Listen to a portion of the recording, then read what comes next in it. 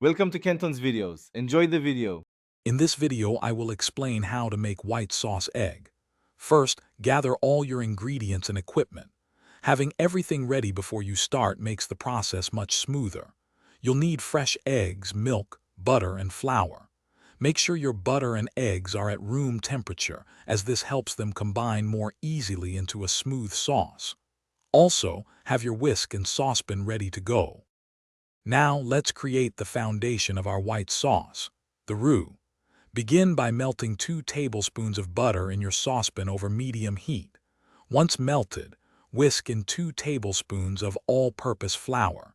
Keep whisking continuously for about 1 to 2 minutes.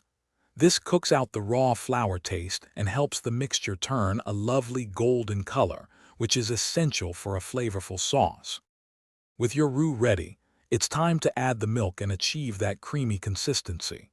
Slowly pour in 1 cup of cold milk, whisking vigorously as you add it to prevent lumps.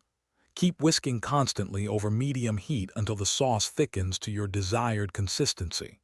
Finally, season your sauce with a pinch of salt, some freshly ground black pepper, and a tiny dash of nutmeg for extra flavor. For the final touch, we'll incorporate the eggs to enrich our white sauce. In a separate bowl, lightly beat 2 egg yolks.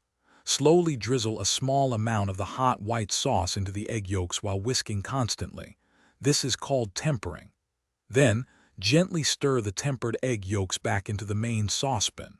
Cook for about 1 minute over low heat, being careful not to let the sauce boil, which could curdle the eggs. Thanks for watching. Consider subscribing if we helped you.